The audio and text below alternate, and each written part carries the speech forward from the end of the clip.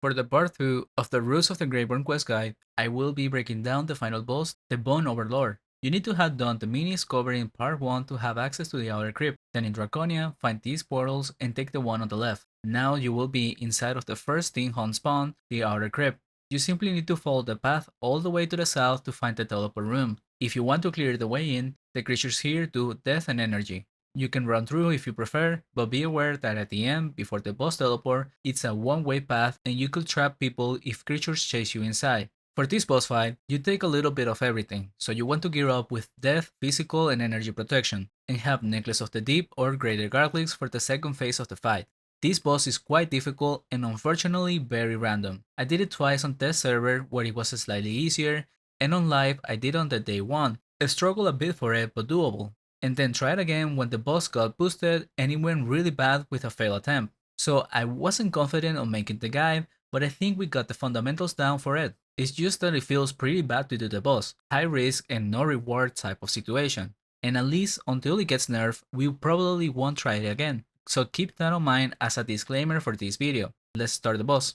First, upon entering the room, there will be 4 ghastly dragons and 4 obelisks on the corners of the boss. 2 of the dragons are melee and 2 are ranged, each dragon representing one of the obelisks. You must kill it while keeping the corresponding dragon away. If it is close, then it heals the obelisk by a lot and often. EK can keep one of the melees if they are not the same as the obelisk. For example, our way to go is to start off with the northeast. This one is weak to physical, so it dies the fastest to the paladin and EK, and is recommended for the paladin to avatar since this is the one that will take the most damage from him. For mages, you can do damage with STs. In this case, we want the paladin to block the Sovereign Spirit at range, and I could have the Misery on me while attacking, leaving the ranged dragons to attack whoever they are targeting. However, there is multiple things to keep in mind on the room. The boss in the middle will be targeting fear at random. You could firebomb to stand in place, but mages and paladins prefer to let the character run to lessen the danger. As the EK, you might want to firebomb yourself just next to the obelisk, leaving a bit of room to people getting fear to get past.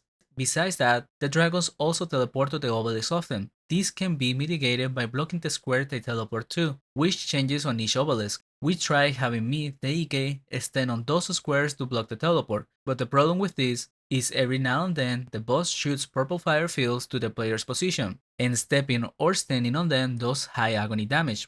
Because of this, when I got the purple fire on me, I will be getting hit almost 3k per second, and on top of everything else in the room, the heals won't be enough. So what we will try if we go again is to have a mage stand on those squares, because the agony damage is based on the max HP of the character, then it is more manageable for them, but also is probably safer than tanking a dragon.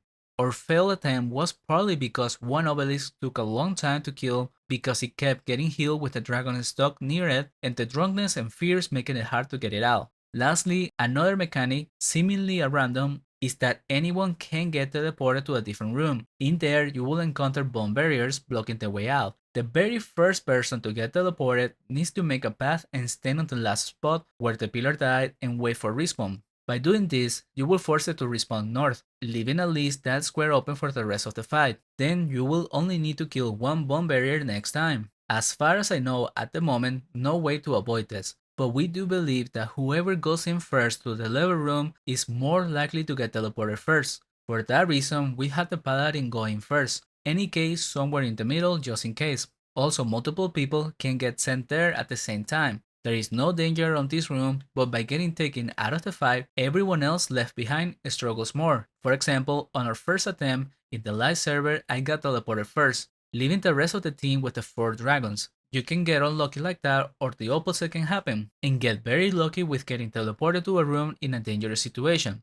Lastly, seemingly at random, the boss will summon an eye. This creature will follow someone and it can retarget. After a few seconds, it will explode, doing a heavy agony attack of around 40% of the target's HP, and multiple of those can appear at the same time. You can sort of run away from them, but they often retarget someone else, so you need to be careful with those. Once an obelisk dies, the dragon disappears and you move to a different one. Northeast is weak to physical and death, southeast is weak to death and a bit of earth, southwest is weak to ice, and northwest is weak to energy.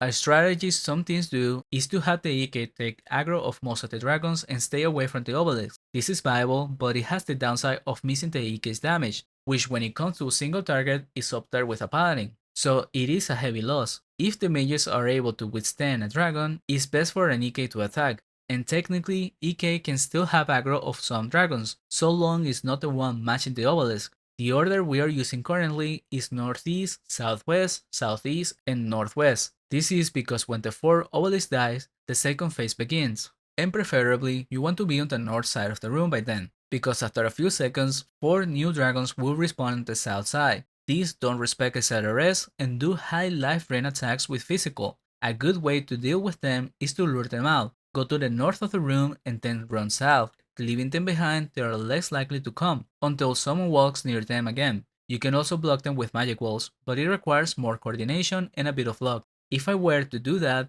I'd bring the dragons I can, fire by myself, and have the shooters bring the rest of the dragons. Then everyone else building a wall of magic walls and I'd run out.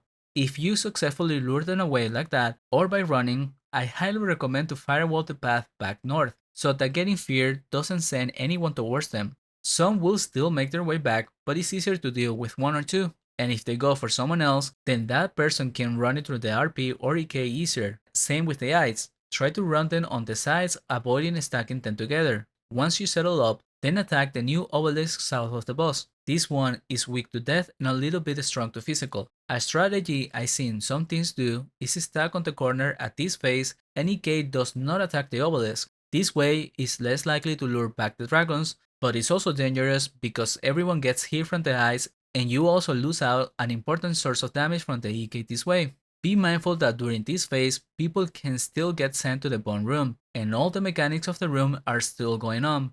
The fears, fires, and the ice. Once you kill the obelisk, the boss dies and the fight is over. Go out and report the mission to a sailor in a vendor drill by saying hi, mission, reward, yes, and you will receive 1 creep rune at random. And whenever you collect the 5 runes, 1 of each type, you can trade them at the NPC in Draconia by saying hi, trade, yes.